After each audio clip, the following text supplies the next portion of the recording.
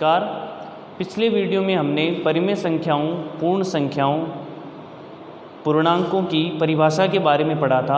आज हम परिमेय संख्याओं के गुणधर्मों के बारे में पढ़ेंगे। तो जिस प्रकार आपने विज्ञान में गुणधर्मों के बारे में पढ़ा है, जैसे ठोस पदार्थ के गुणधर्म क्या होते हैं, तो वो ठोस पदार्थ की विशेषताएं होती हैं कि उन विशेषताओं से हमें उस ठोस पदार्थ के बारे में जानकारी मिलती है। उसी प्रकार परिमेय संख्या की भी कुछ विशेषताएं होती हैं। जितनी भी संख्याएं हमने पढ़ी है उनकी विशेषताएं होती है, हम वो विशेषताएं यहाँ पढ़ेंगे। आपने पिछली कक्षा में पूर्ण संख्याओं और पूर्णांकों के कुछ नियम पढ़े थे, वो नियम यहाँ लिखे गए हैं। जैसे पहला नियम होता है संवर्त, दूसरा क्रम विनिमयता और तीसरा नियम है साहचर्यता। हम पिछली कक्षा का भी दोहरान करेंगे और परिमेय संख्याओं के लिए इन नियमों को सिद्ध करेंगे कि ये नियम किस प्रकार परिमेय संख्याओं पर लगते हैं और कौन सा नियम कब लगता है और कब नहीं लगता। तो पहले हम पिछली कक्षा का थोड़ा याद कर लेते हैं ताकि आपको समझ में आ जाए। तो पिछली कक्षाओं में हमने पूर्ण संख्याओं के बारे में इन गुणधर्मों को पढ़ा था। जो आपकी पूर्ण संख्याएं होती हैं वो संख्याएं 0 से प्रारंभ होकर धनात्मक दिशा में अनंत तक चलती हैं। ठीक है। गणित में मूलभूत से 4 संक्रियाएं होती है। संक्रियाएं यानी क्रियाएं। पहली संक्रिया है योग,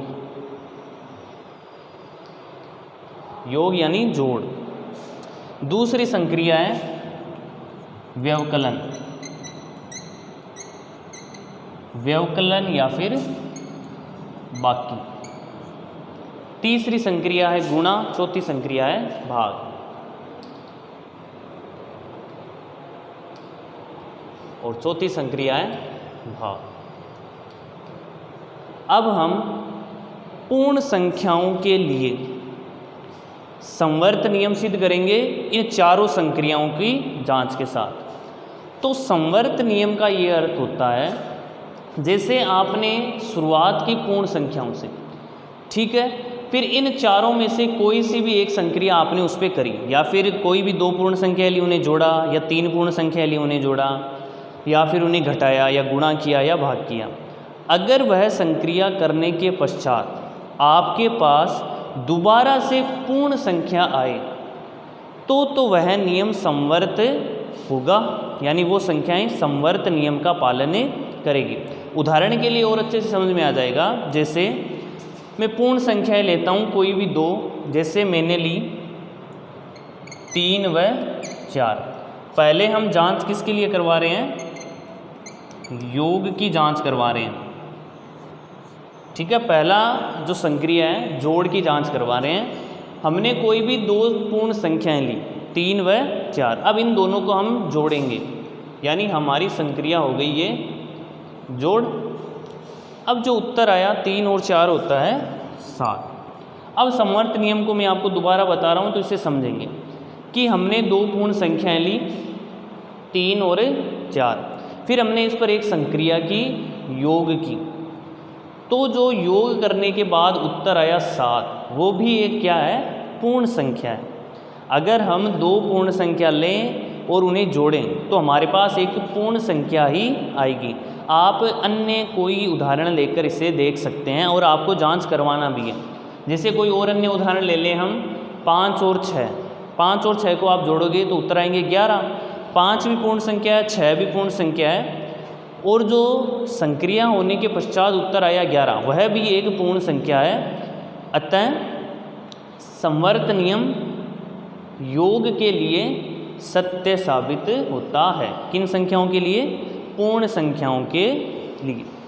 ठीक है, कि संवर्त नियम योग के लिए सही साबित होता है। यानी कि आप जब भी कोई भी पूर्ण 2 संख्याओं को जोड़ेंगे, 2 पूर्ण संख्याओं को जोड़ेंगे, तब आपके पास हमेशा पूर्ण संख्या ही आएगी। अब अगला है व्यवकलन यानी बाकी। अब हमने व्यवकलन की जांच करवाते हैं।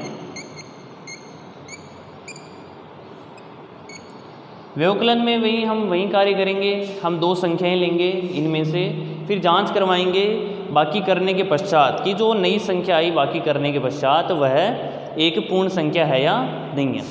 अब उदाहरण के लिए हमने लिया 5 व 7। अगर हम 5 में से 7 घटाएंगे तो उत्तर आएगा -2, जो कि एक पूर्ण संख्या नहीं है, वह एक पूर्णांक है। आई बात समझ में। अब आप ये कह सकते हो कि अगर मान लो हम 7 में से 5 घटाएं तो हमारे पास एक पूर्ण संख्या आ जाती है।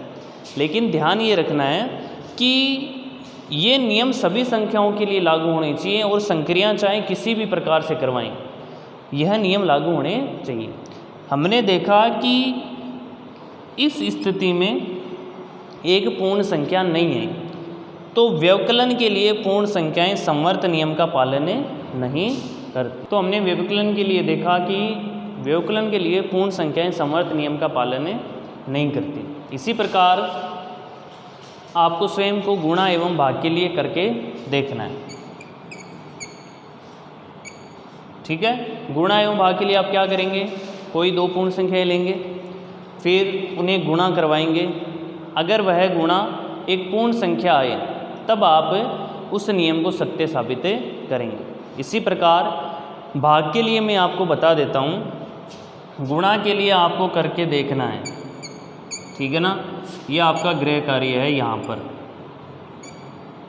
जैसे मैंने ऊपर दो दो संख्याएं ली वैसे ही आपको ये करके देखना है। अब हम लेते हैं भाग के लिए। भाग के लिए मैंने दो संख्याएं ले ली, 3 व 4। अब इसमें हमें भाग लगाना है, तो 3 भाग 4 इसे हम लिखते हैं 3/4। तो आपने देखा कि यह संख्याएं जो हमारा उत्तर आया 3/4, ये एक दशमलव में उत्तर आएगा, जो कि एक पूर्ण संख्या नहीं है। इस प्रकार भाग के लिए भी पूर्ण संख्याएं इस नियम का पालन नहीं करती। अब ये बात है संवर्त नियम की।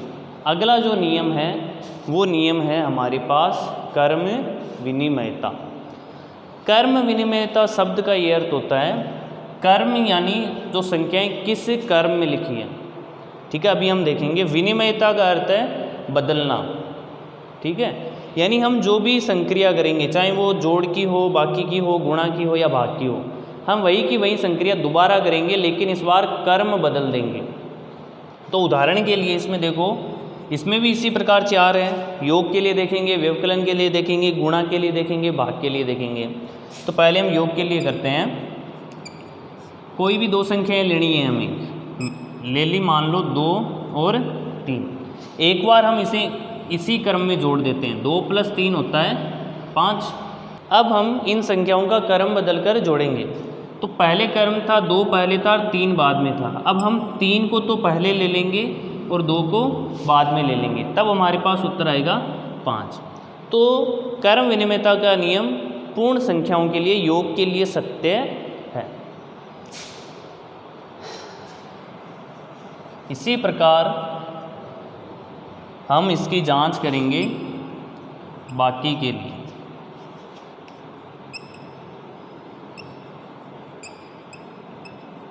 तो देखो, बाकी के लिए हमें भी कोई दो पूर्णांक लेने हैं। जैसे मैंने ले लिया 5 व 4।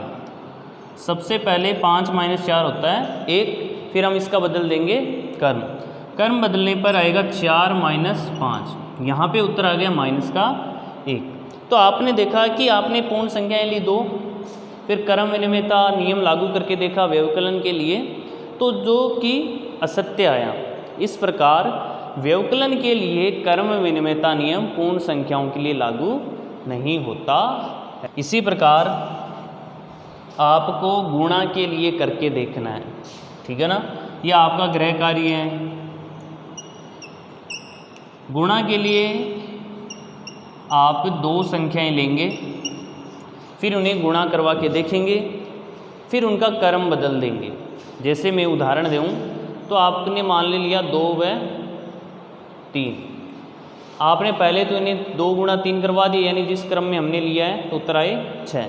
फिर इनका बदल देंगे कर्म, तो अब कर देंगे 3 × 2, जो भी उत्तर आए 6।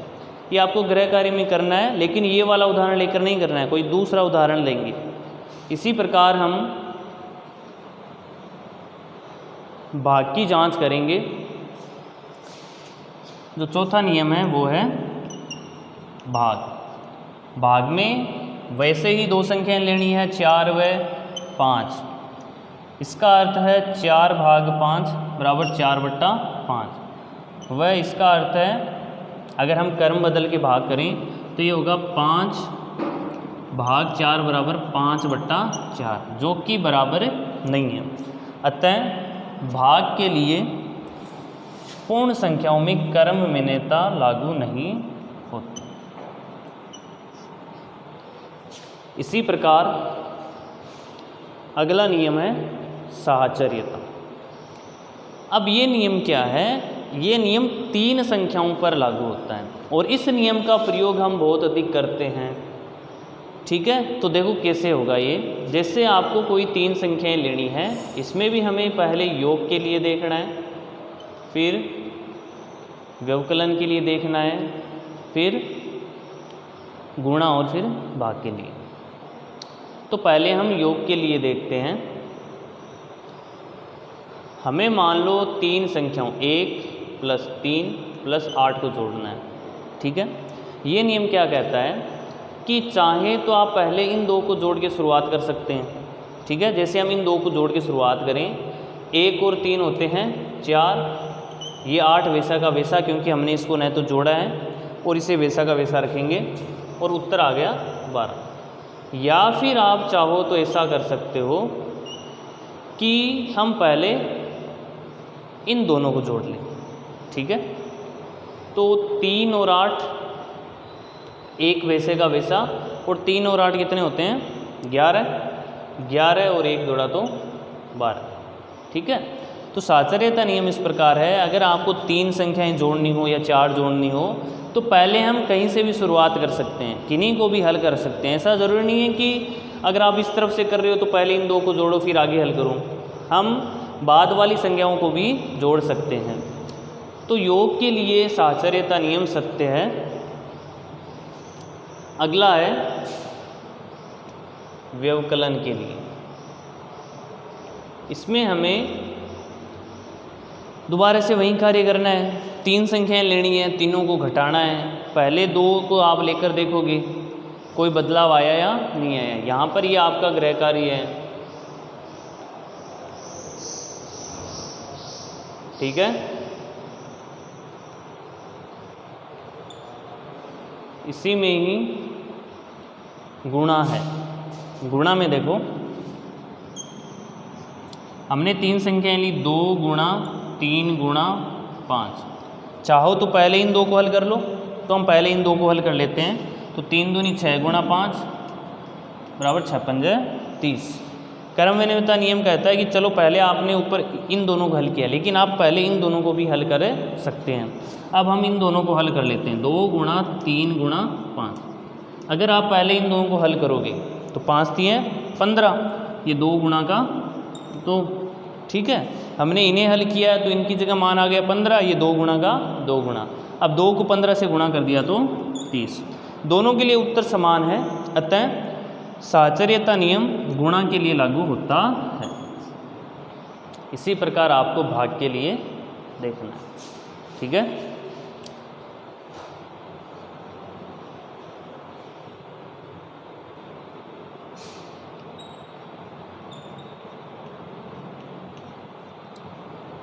अब हम यही कार्य भाग के लिए करेंगे। भाग के लिए आपको वैसे ही 3 लेने हैं पूर्ण संख्याएं, 1 भाग 3 भाग 5।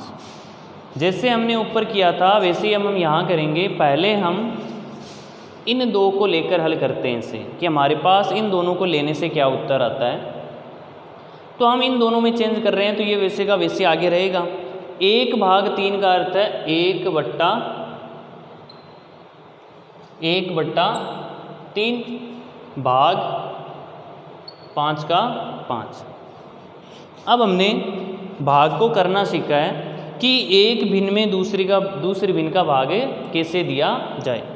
यहाँ पर भाग का चिन्ह है, तो हम इससे जो आगे है यह एक पूर्ण संख्या है तो हम इसे एक भिन्न के रूप में बदलेंगे। तो हमने इसके बट्टा में लगा लिया 1, जिससे इसमें कोई प्रभाव नहीं पड़ा। अब आपने पढ़ा है कि भाग के चिन्ह को अगर हम गुणा में बदल दें तो हमें उसके आगे स्थित यानी सामने वाली भिन्न का व्युत्क्रम करना होता है। व्युत्क्रम का अर्थ है कि जो उसके अंश में है वो उसके हर में, और जो उसके हर में है वो उसके अंश में। तो देखो ये इस प्रकार आ जाएगी कि 1/3 गुणा, ये 1/3 का 1/3, क्योंकि हमें आगे वाली भिन्न को बदलना है। ये हर में है तो हमने आगे अगली वाली भिन्न के अंश में लिख दिया, और ये अंश में है तो इसे हमने हर में लिख दिया। समझ गए बात कि 5/1 था तो हमने इसे 1/5 कर लिया। अब भिन्नों का गुणा हम जानते हैं, अंश अंश से गुणा होता है, हर हर से गुणा होता है। 1 गुणा 1 1, 3 गुणा 5 15। तो इस प्रकार से हल करने पर हमारे पास उत्तर आए 1/15। अब हम 1/3/5। अब हम पहले 3/5 को हल करेंगे। तो देखो ये आया 1/3/5। अब ये आगे भिन्न है तो इस भाग के चिन्ह को हम बदल देंगे गुणा में। तो 1 गुणा 5/3। अब यहाँ 1 अकेला गुणा है तो ये 1 इस अंश से गुणा हो जाएगा, क्योंकि 1 को हम लिख सकते हैं 1/1। तो 1 5 से गुणा हुआ तो 5/5, 1 3 से गुणा हुआ तो 3।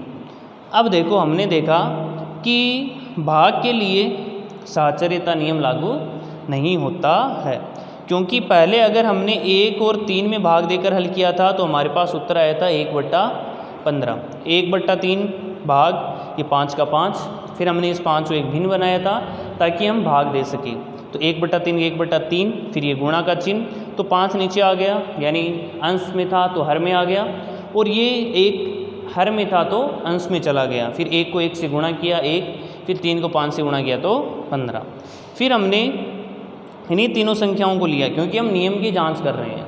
फिर हम इन दो को पहले हल किया, 1/3/5 बराबर 1/1 गुणा 5/3। तो ये उत्तर आया 5/3। इस प्रकार भाग के लिए साहचर्यता नियम लागू नहीं होता है। हमने अभी देखा कि पूर्ण संख्याओं के लिए संवर्त का नियम, क्रम विनिमयता का नियम और साहचर्यता का नियम चारों गणितीय संक्रियाओं के लिए किस प्रकार लगता है, किन के लिए यह नियम सत्य होता है और किन के लिए यह नियम असत्य होता है। कई जगहों पर मैंने आपसे कहा कि आपको ये गृह कार्य में करना है, तो एक गृह कार्य ये भी है कि आपको इसे दोबारा से लिखना है, पूरा नहीं लिखना है कि कैसे क्या हुआ। आपको बस इतना लिखना है कि संवर्त के लिए योग का नियम सही होता है, व्यवकलन के लिए गलत होता है। गुणा के लिए मैंने आपको गृह कार्य दिया है तो उसमें आपको जो है करके देखना है।